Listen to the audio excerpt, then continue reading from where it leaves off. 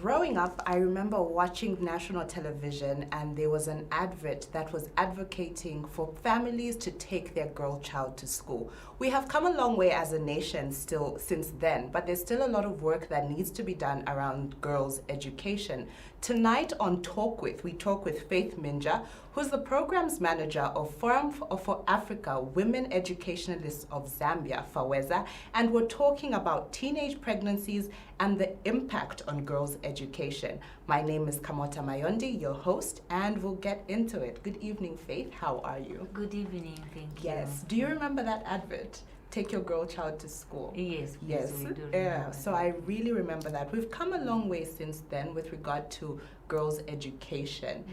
And it's extremely important that girls are educated, and we have seen an increasing number of girls going to school, but we have not quite gotten there yet. Mm-hmm. So how vital is education in the lives of girls?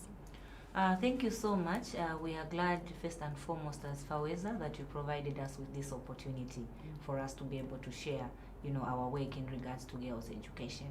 So, education is very important to a girl, or to females in short. Mm-hmm. And as the Forum for African Women Educationalists, our vision is to see a Zambia where women and girls are given an equal opportunity to have access to education. So education is very important to a female, because we know that, women are mainly vulnerable in most of the areas of their lives. Right. And, when you look at issues of poverty, most of the development workers will tell you to say poverty has a feminine face, meaning that poverty, affects women in a more impactful way, or in a more serious way compared to the male folk. So education for us, we call it as an equalizer for a female, and also for our girl children. And also education provides an opportunity for a female for them to not be vulnerable to vices of gender-based violence. Mm-hmm. Because from our work, we've discovered that if a woman is empowered, issues of violence against them will be there, but they will be really at a lower rate, because you find that this woman is able to make informed decisions about her life. And we've seen, in most instances where a female is not empowered and she's subjected to forms of violence, you find that she has no means of standing on her own. As a result, she'll be in that abusive home or in that abusive relationship for a longer period of time, because she knows that she's perpetually dependent on the spouse, for example. Right. So education plays a very key role.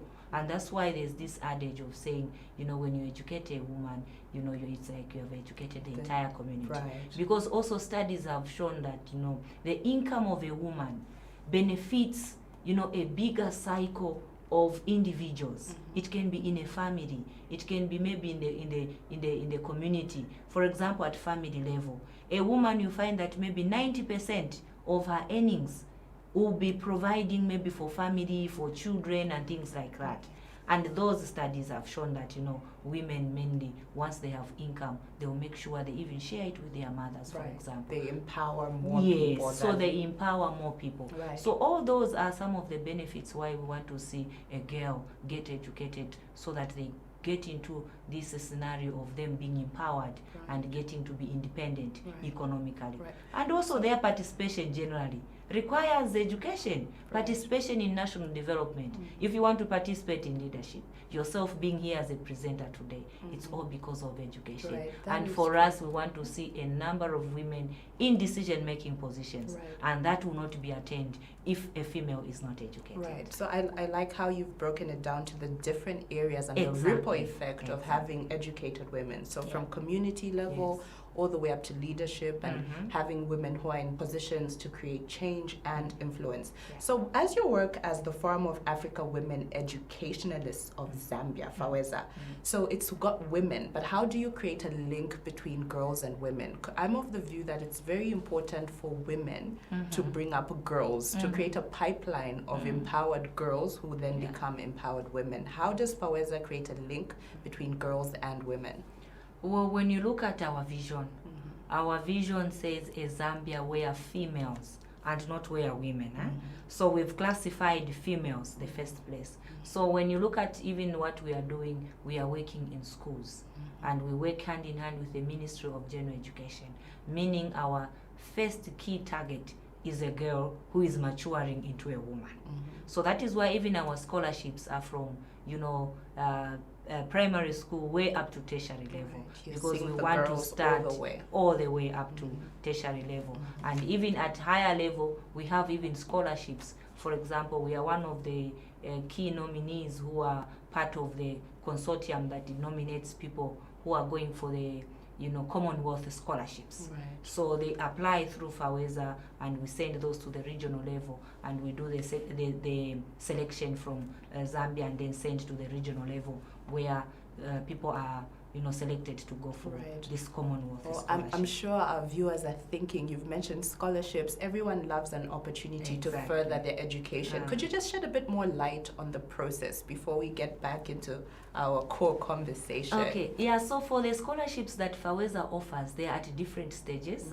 We have those at primary level.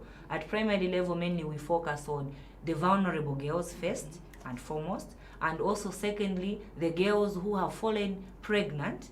They are out of school, but they want to re-enter back into school, but they are vulnerable. So those are the two categories that we consider at primary level, through up to even secondary level. That's what we do. Then at tertiary level, we sponsor those vulnerables. Mainly it's the vulnerable children. So you find that if a girl wants maybe to go to university and she's vulnerable, or maybe a girl wants to go to any private college, those are the ones we give priority first. But the level of vulnerability is, at times people can say, okay, all of us are vulnerable. So but we look at the level of vulnerability. For example, here is a girl who's being raised up by a grandparent. All parents, both parents are late, and there's no one to take care of her and things like that. And also, those who are coming from child-headed households. So we normally do a background check. Someone will just come and say, okay, yes, I'm vulnerable, but then do we have the evidence that this person is vulnerable? So vulnerability differs. I know we are all vulnerable in some way, but we consider those most vulnerable children who don't even have relatives and that can support them.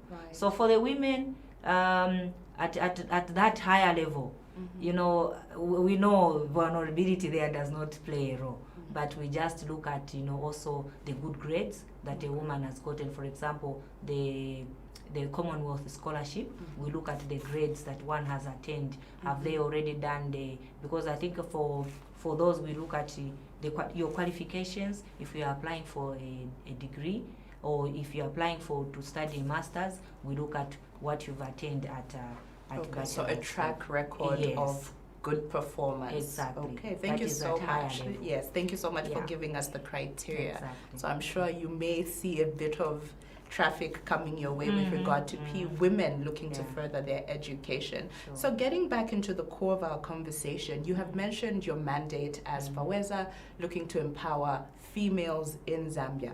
Currently, what is the biggest challenge that you face as an organization looking to empower women?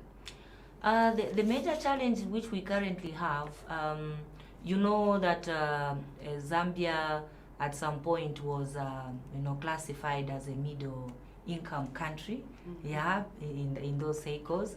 So also currently what has been happening, the donor funding has been dwindling. Right. And for us, we have a huge demand for scholarships. And when you look at this huge demand, there are quite a number of children who are vulnerable who would want to go back to school. But you find that of late, funding has been really slowing down because we are an NGO that is dependent on donor funding. We are not a profit-making institution. So really, this is the major problem that we are facing as an institution. We have the passion, we have the human resource that wants to save the community, that wants to see to it that many girls are accessing scholarships. But then the funding, really, most donors this time around, they will tell you, okay, scholarships are not sustainable. But then there are people out there who still need this scholarship. So we are appealing to all those who are listening. If there are other ventures, even the corporate world, they can, through their social responsibility, just supporting one girl, it will really make a difference in that girl's life.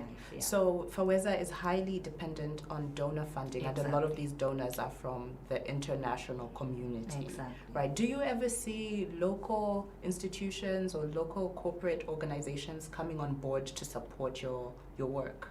That is our wish, and I think we have a strategic plan where, like, for example, in our 5-year strategic plan, we want to see to it that we start engaging the corporate world, especially, institutions like banks, the Airtel Money, the communication companies, if at all they can come on board and see to it that our work is supported. Because without the support from these institutions, really donor funding, it comes with its own conditions, and also it comes maybe on a smaller scale, especially of late. You find that our projects are mainly short term, so you can support a girl maybe for 1 year, but what happens now in the next years? Right. Yeah. If you've just joined us, you're watching Talk With. Tonight on Talk With, we're talking with Faith Minja, who's the programs manager of FAWEZA, and we're talking about teenage pregnancies as well as the impact of education on girls. So getting into the core of our conversation, Faith, you talked about the fact that there's different levels of vulnerability, and one of the biggest challenges that we face as a country is we see a lot of girl children dropping out of school. It's either due to economic reasons, or sometimes it's a matter of them having fallen pregnant. And it's great that we do now have re-entry where girls are allowed to continue with their education despite falling pregnant. So when it comes to re-entry of girls who have fallen pregnant getting back into school, what have you found is the case on the ground? Thank you so much. Yes, you are right that there are a number of girls who are falling, who are getting out of school due to teenage pregnancies, and this is the biggest challenge that we are currently facing as a country. I think you've been following media reports in terms of, even during this COVID period, a number of girls falling pregnant in Chadiza, in Lufunsa, as well as in Pemba. And when you look at the 2018 statistical bulletin for the Ministry of General Education, I think it entails that we have about 15,000 plus of our girls, dropping out of school. So the re-entry policy in the country currently, it's really helping some of the girls to get back to school. But I think we still need to do a lot in terms of awareness raising around the re-entry policy, because mainly you find that discrimination is still very rampant in some of the schools, especially especially the rural schools. Yeah, the urban schools now a bit better now because they are able to understand, okay, this has happened, and she's able to get back to school. But in rural areas, the situation is different. You find that this discrimination is even being perpetuated by the teachers, where a girl is being referred to as a mother. Imwe bamayo iseni kuno. Right. And that is in school. Right. How does a girl continue with education like that? Right. Okay, in class, she shouldn't make noise. Bamayo na imwe mulepanga echongo. Right. So her constantly being referred to as bamayo already being a child and discourages her. And recently we had an advocacy meeting as FAWEZA where we brought together all stakeholders to look at what is it that we can do as a country to enhance the implementation of the re-entry policy. And believe me, it is from that meeting where the Minister of General Education also pledged that yes, there are some gaps that have been identified. For example, some of the schools in the rural countries, in the rural schools of our country, do not even have the copies of the re-entry policy. They do not even have the guidelines. They don't know what it says. How do they implement, how do they reinforce the implementation of the re-entry policy? So a lot needs to be done for us to get to a situation where we say, okay, yes, this was put in place and this is how it's improving the livelihoods of our children. So Faith, I like that you talked about a comparison between rural versus urban settings. So you're saying we have a lot, you gave an example of Chadiza and Pemba, we have a lot of pregnancies in the rural areas in comparison to the urban areas. Yeah. Do you feel that it's in part because of the education, like sensitization? Are the children not informed? Are they not empowered? Or is it also a community-based based reason that we see such a difference in numbers? Well, presenter, I'll tell you that there are quite a number of reasons why that is the case. Why we are recording a number of teenage pregnancies in rural areas as compared to the urban areas. The first and foremost that I would make mention of is the lack of information on adolescent sexual reproductive health rights, which we are talking over, comprehensive sexuality education. In the urban areas, our children have got access to information. For example, they've got phones where they can ask Uncle Google and tell them something about something that they have. But in the rural areas, access to adolescent sexual reproductive health information is not there. And you find that our children in the rural areas, because of the tradition, that is highly respected, they are told talking about sexuality issues or talking about sex matters in a home is a taboo. Right. Only your grandparent can talk to you. So here's a girl whose grandparent is not there. Where does she get that information? That is the first one. The second one, we can look at issues of poverty. Poverty levels are quite high in the rural areas, and you find that parents do not support the girl child in terms of the basic needs because of poverty. So here is a girl who wants lotion. At a certain age, a girl would want lotion, she wants to buy some pads and things like that. But the parent is unable to provide. So what does the child do? She will have to opt to having a boyfriend who should provide those to my basic needs that she wants. So poverty comes to play. The other aspect really is lack of role models in the rural areas. In the urban, our colleagues, our friends, our children are able to watch TV and see yourself as a presenter. Oh, if she's like that, I have to go to school. I want to be a journalist. Right. They see someone driving. Oh, wow, a female doing that. I also want to be like her. They are motivated to continue with education. But look at the rural areas. There's nothing to motivate the girl child. The only motivation she'll see is a fellow girl with a baby. Then she says, wow, Maria has a baby at that age. I also want to be a mother. So lack of role models also has played a very critical role for our girls in the rural areas. And that is why, we've always been advocating for the Ministry of General Education to ensure that they deploy more female teachers in the rural communities. But then again, but again, it's very unfortunate that, once these females are sent to the rural schools, they come back within 2 months or so. They will tell you, no, me, I have BP, I have what. So they have been told to be closer to a hospital and things like that. But then they don't know the impact they will have on the girl children. I've been to a school in Kalomo, for example. It's an all-male school, no female teacher. And it's a co-education. And it's a co-education. There are girls there and there are boys there. And teenage pregnancies and child marriages are quite very high.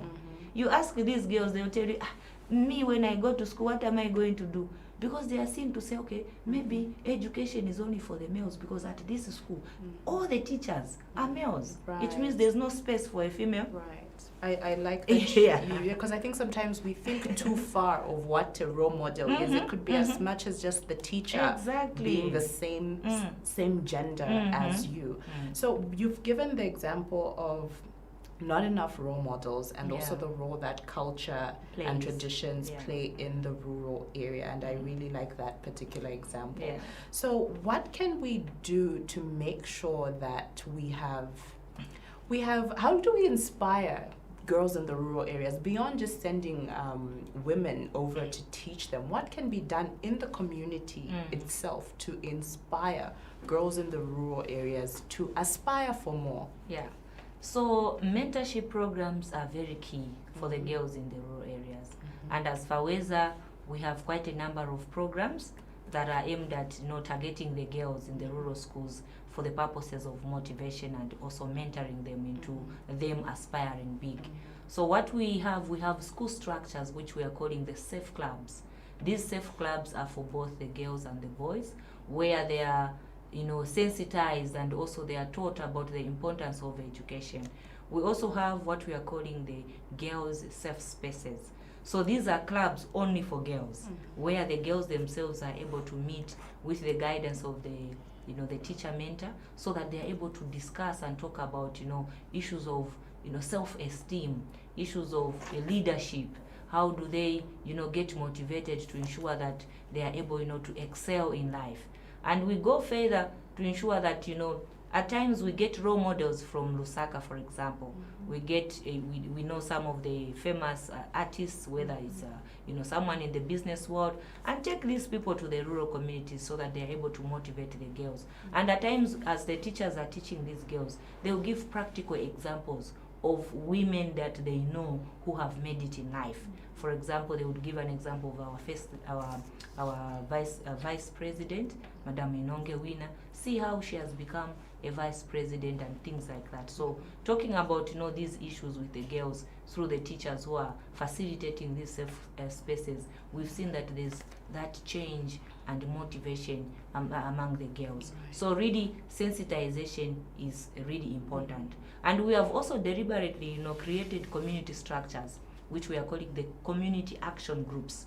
These community action groups are a group of men and women within their community who have been carefully selected, trained, and then they are going around the villages to raise awareness on the importance of education. Because one thing that we've discovered is that when a parent does not value education, he or she will not value the importance of taking their children to school. So first there needs to be a mindset change for the parent. Right. So they target the parents and tell them how important education is for their children. Because you find that in some homes, they can say, okay, poverty, yes, but you find that a parent is failing to pay as little as 20 kwacha PTA fee for a child to go to school. But they have got goats, they've got cattle, they've got chickens. And then you wonder, you are telling me you are unable to pay 20 kwacha for your child as PTA fee for this girl to continue with education, but you have all these resources.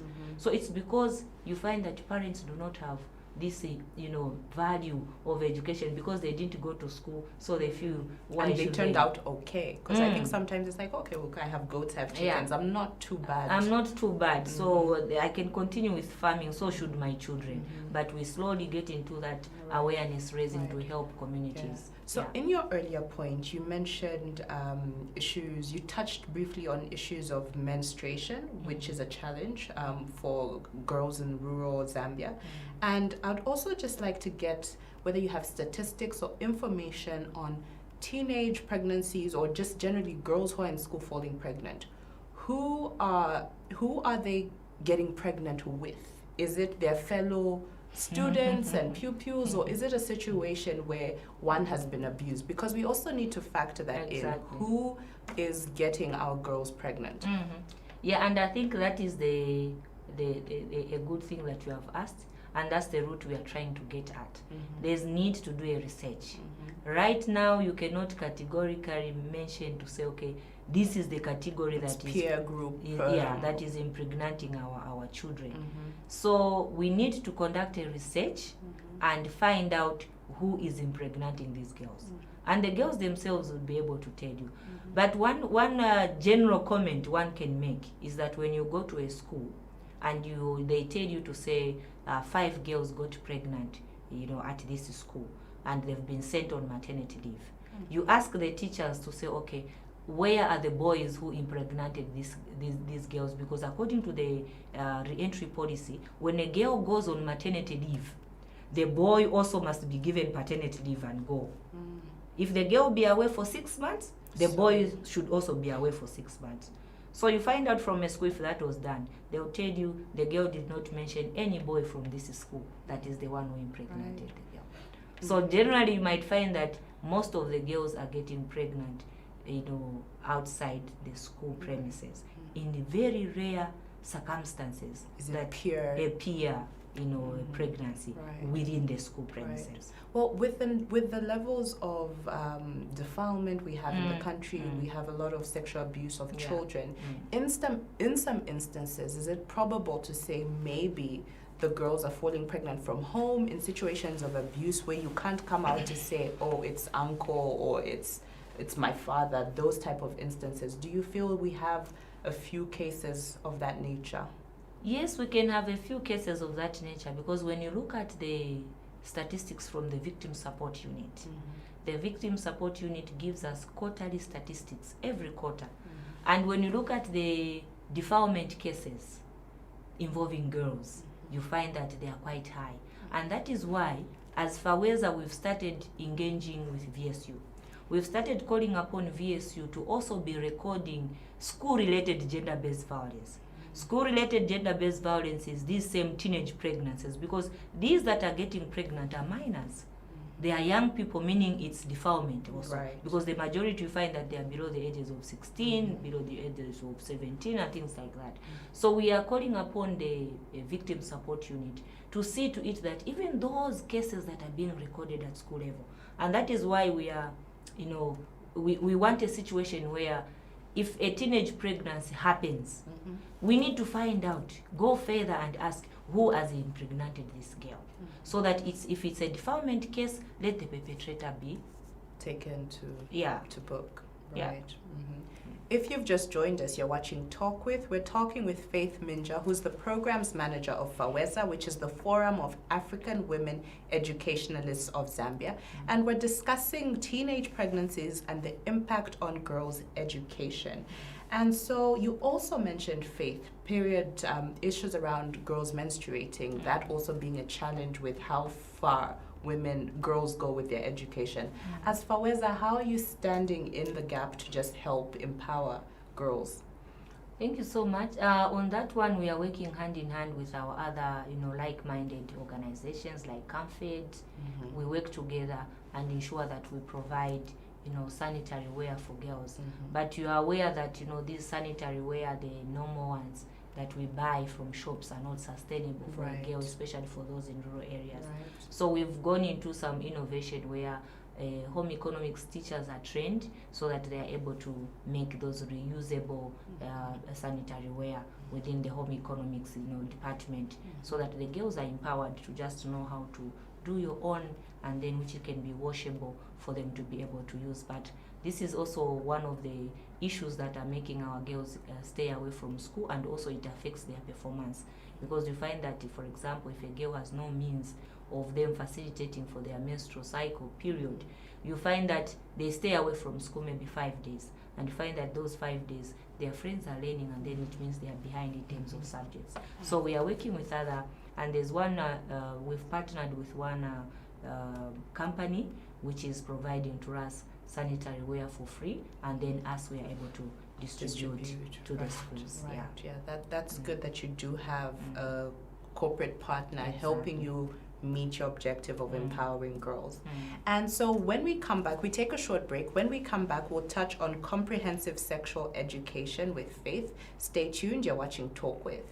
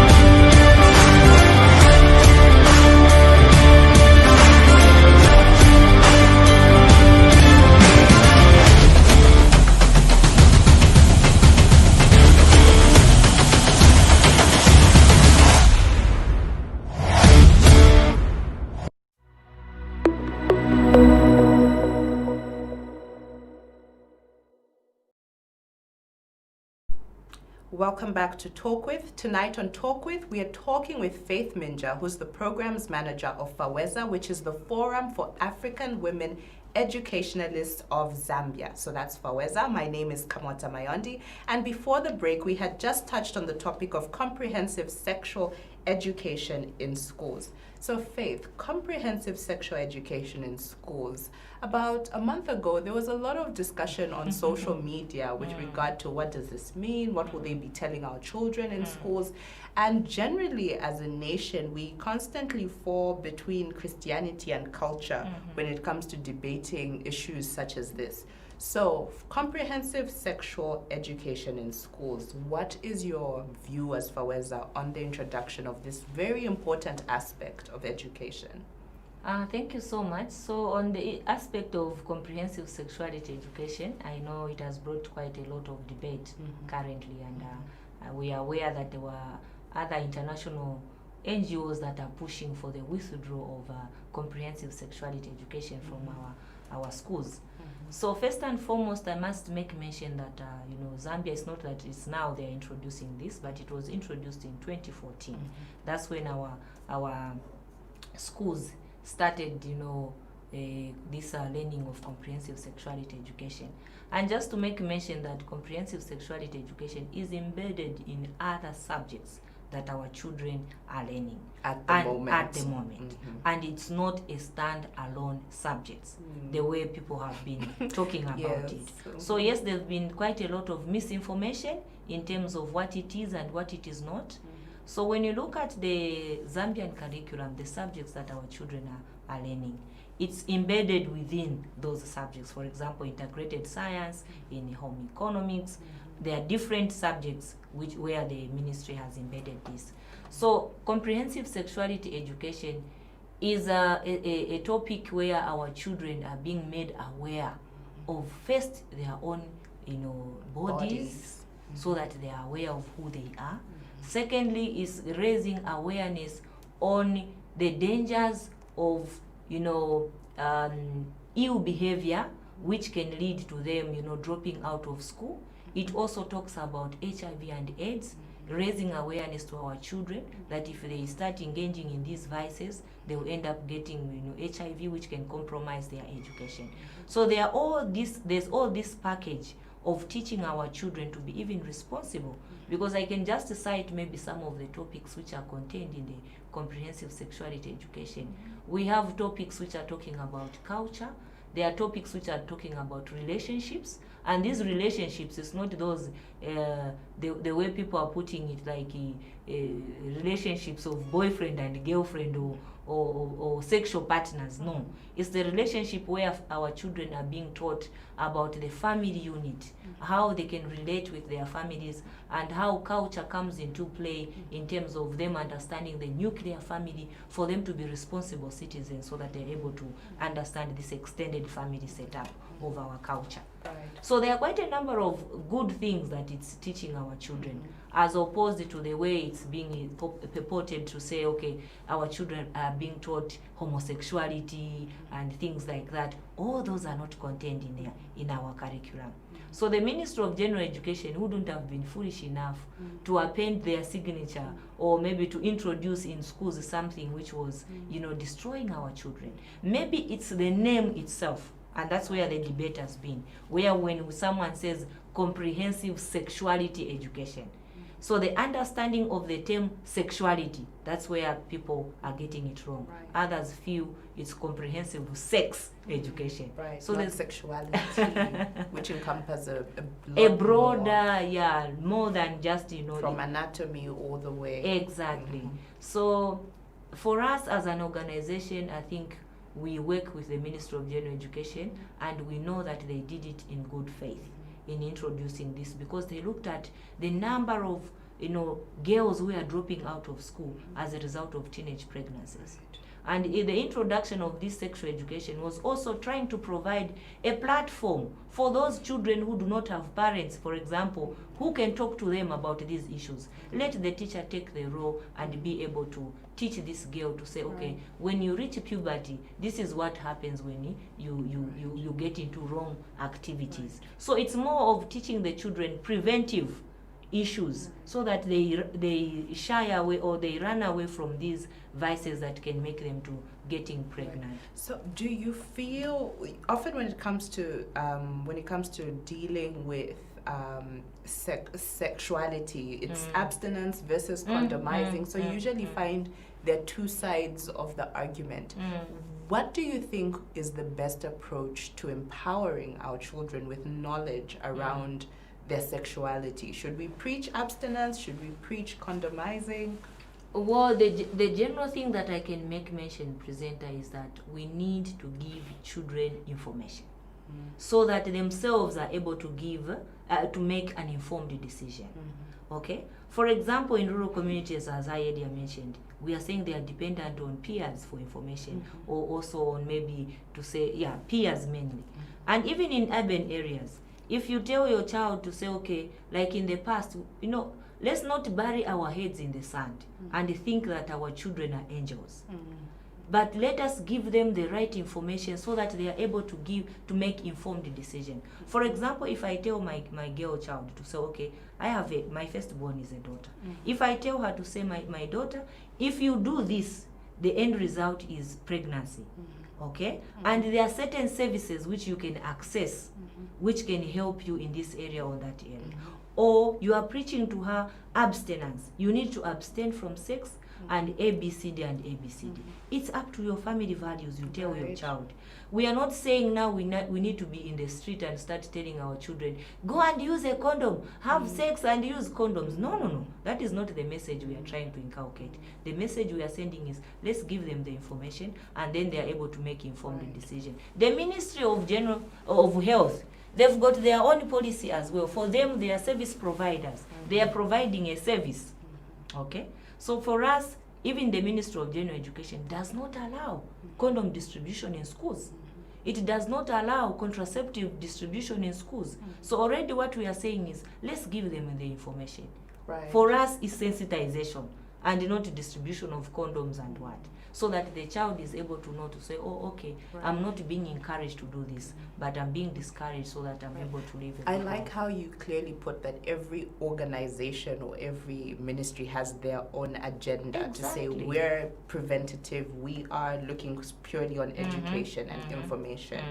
And you mentioned I like that you give a practical example of having a daughter and the type of conversations that happen or should happen in a home. Do you feel sometimes we get uncomfortable when we hear comprehensive sexuality education in schools because we want to sort of give the responsibility to schools to impart values in our own children? So I like that you mentioned the values should come from the home.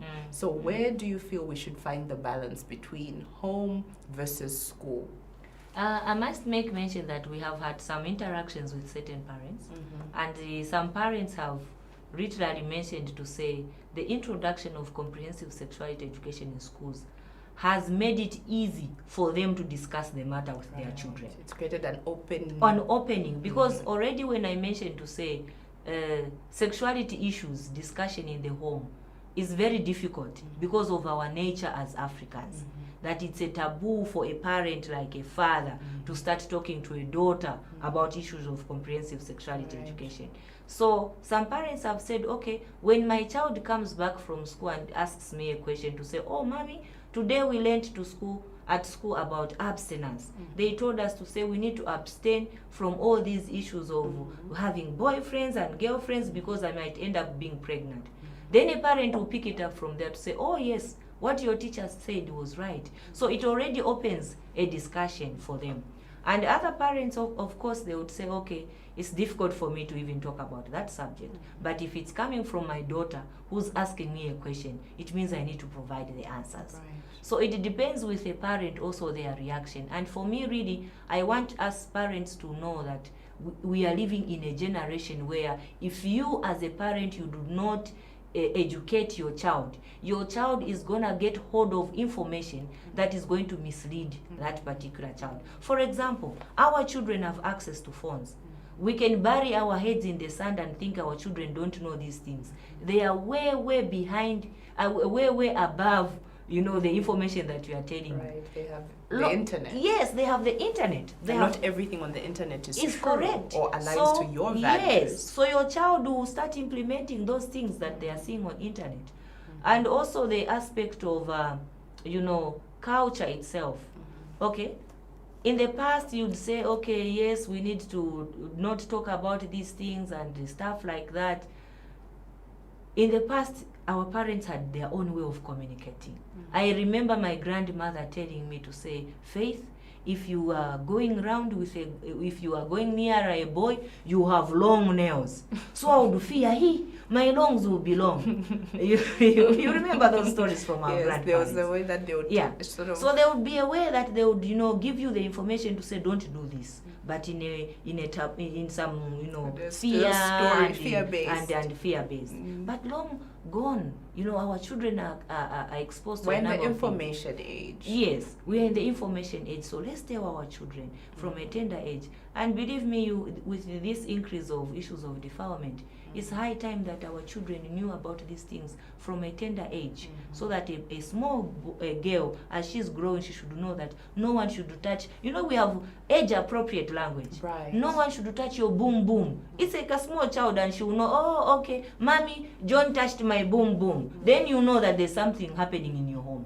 Because if you don't share that information with your children, those are the children that are abused in the home. Right, because we don't talk about these because things. we don't talk about these and things. don't allow children to understand their bodies and the Exactly. autonomy of their body, that no one should just touch you. So the good part with this comprehensive sexuality education is also it's age appropriate, because I think comprehensive sexuality education in our country is starting from grade 5. Not younger than that.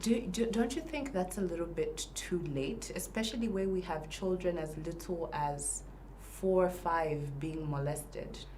Isn't it a little bit too late to have the conversation? Shouldn't we start it well, of course, at a certain age, they're not yet in school, but maybe at home. What do you think about that? Yeah, from the home setup, I think parents must start early, because I think we've seen children as young as 3 years being abused, Right. So really we are living in a crazy world. So as parents we need to take responsibility to protect our children. Right. Yeah. And so if you've joined us, you are watching Talk With. My name is Kamota Mayondi, and we're talking with Faith Minja, who's the programs manager of FAWEZA. So we have a text line open as usual. If you'd like to add to the conversation, the number to reach us on is 0976 599 547. The number is on the screen. We look forward to receiving your text messages. And so oftentimes we have people saying, what about boys? To people who say, what about boys? What is your reaction? Because sometimes they're like, no, there's so much girl empowerment, women empowerment. What about the men? What about the boys? Okay. What do we have to say to people who look at it as an either or conversation? Yeah, so first and foremost, people must understand why they focus mainly on girls or females. It's because of where we are coming from. So this is more like we are trying to be, fair to the other gender that has been behind for a longer period of time, to bring them to the same table. We're looking for parity. Yeah, with the same table with the male gender. So for example, for FAWEZA, we do not leave out the boys. In our scholarships, 60% of our scholarships goes to the girls, and 40% is meant for the boys. That's good to know. So we do not disaggregate them.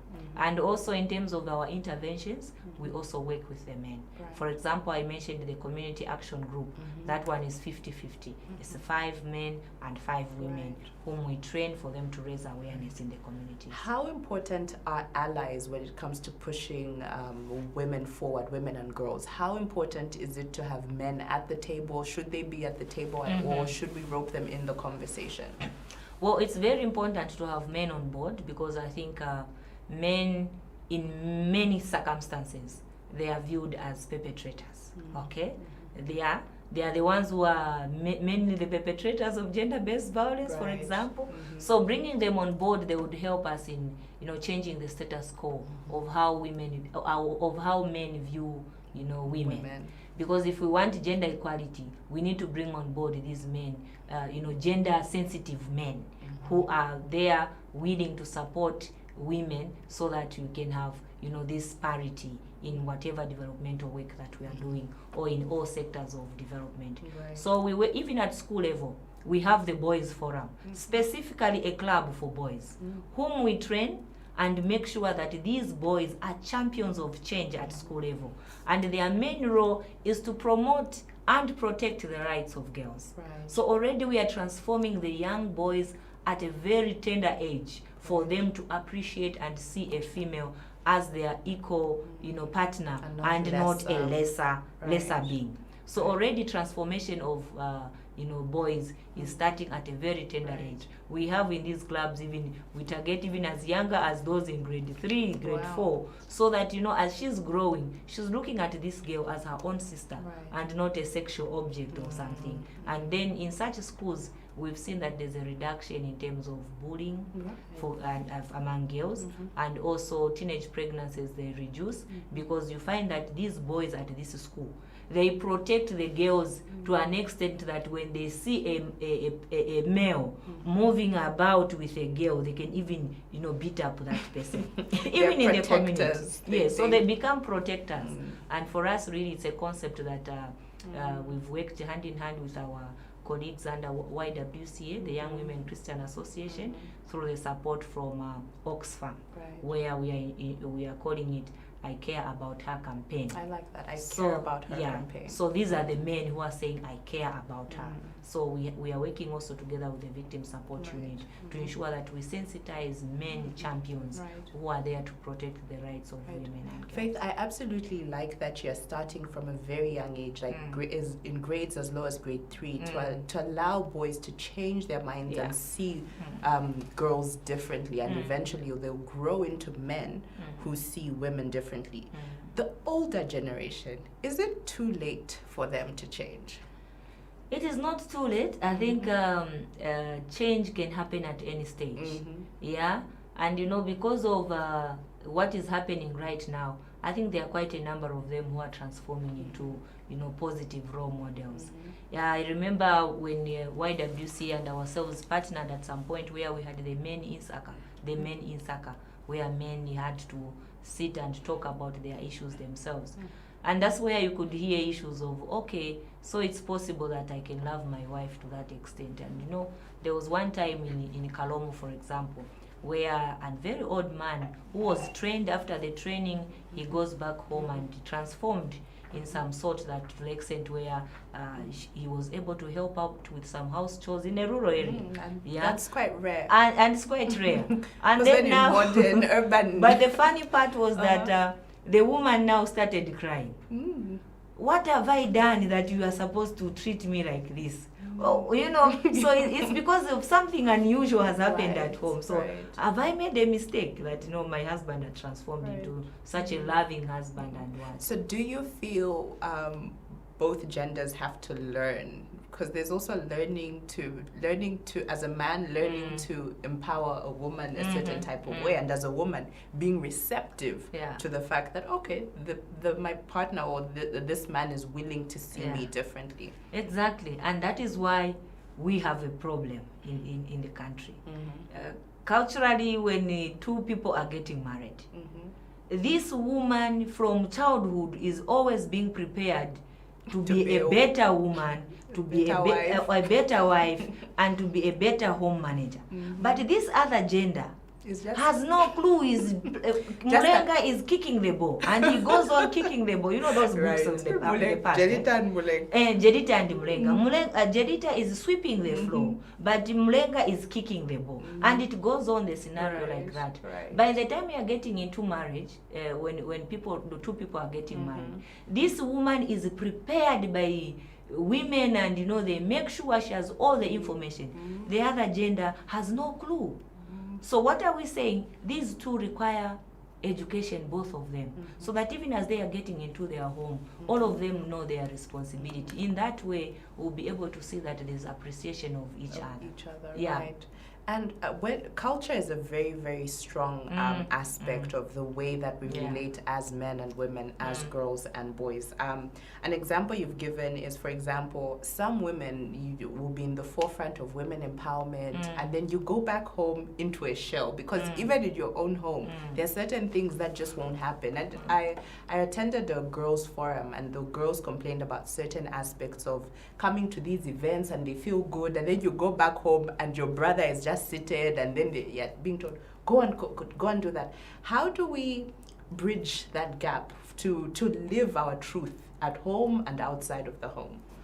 Yeah, so women should not, bury their heads and say, okay, culture requires me to do this, culture requires me to do that. There's time where you just break, because there's too much a load on a woman. And for me, really, that is where we need transformation amongst our male folk. Understanding. Both of you have come from work. She's tired, you're also tired. And then you just go and throw your newspaper on the couch, and there you are waiting for Madam who has also come back. And that's why now you find that women will employ a maid to help out. And then everything you are saying, no, everything is being prepared by a maid. Everything in this home is because the woman also needs to excel. And those are some of the barriers to women's success. I'm a mother, I'm a housewife, at the same time I need to study. So there's need for this understanding. Okay, my friend is tired. For example, if I come back from work, I also have school to pursue, my career to pursue. So there's this coexistence, and it requires a partner who understands. Support. And that's why they say, some men would say, educated women are very arrogant. That's, okay? Yes, we hear educated that a lot. Women are very arrogant. That's why a number of divorces here and there. No. It's because they lack a partner who's understanding. Right. You need to have a partner who understands you, and if you are tired, don't feel ashamed as a woman to say, honey, today I am tired. I'm exhausted.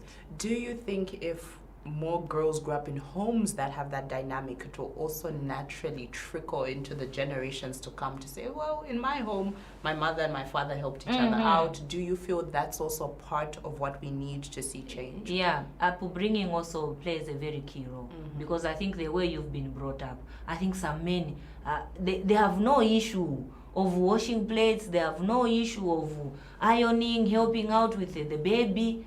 They have no issues. It's because maybe they were seeing their father do that, and their mothers trained them. I've seen a home where it's all boys, and the boys are doing almost everything. So Washing, cleaning, cooking, and all those things. So I don't think we need to go higher than the aspect of charity begins at home. Right. We have a text message, so let's have a look at that message. Loving the show. Today's guest is very articulate and insightful.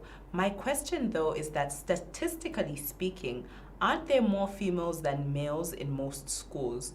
Comparatively, almost all courses have a female majority, with the only exception being science and technology and other STEM courses. So the question is saying, we have more females in schools, apparently, than males. Is this correct, Faith? In terms of females in what? I'm not very sure. It's not quite clear. Is it the teachers? Is it the learners?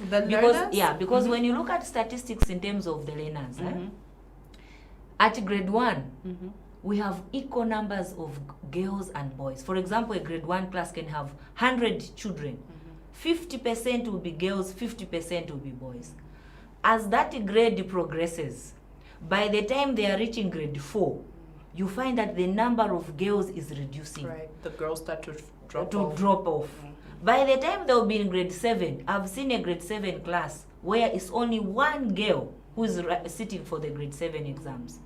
Right. Where are the rest of the girls? Right. It's either she was married off, either she got pregnant and she's somewhere else, or she dropped out of school because there was no one to pay for her school fees and things like that.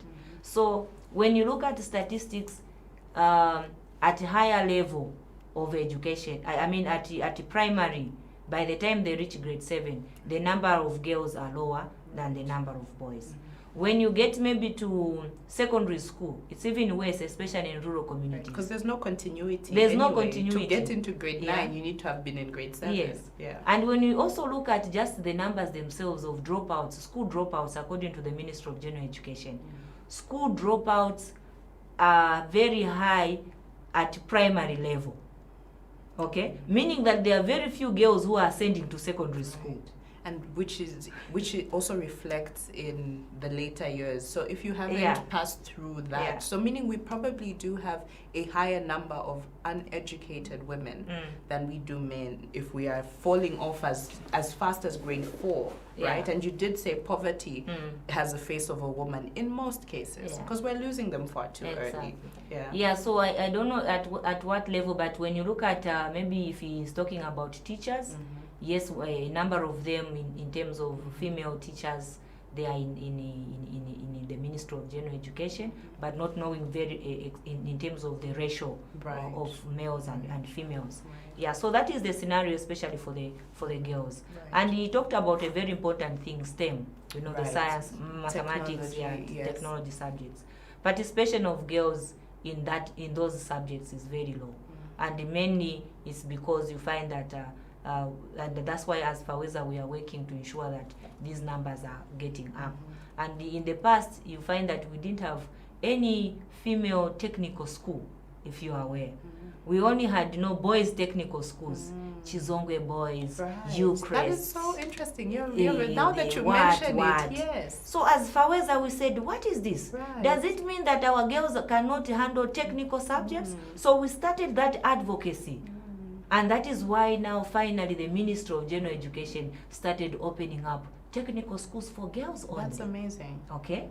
So already we are seeing that when you sample some of the girls from those technical schools, it has proven that when a girl is given the same platform and equal opportunity and equal study time, a girl can also do well in mathematics Right. They and can science. excel as Not well. that girls are down in mathematics or Yes, which is sometimes something that people assume. yeah, no, boys naturally they are good in mathematics, girls naturally are not.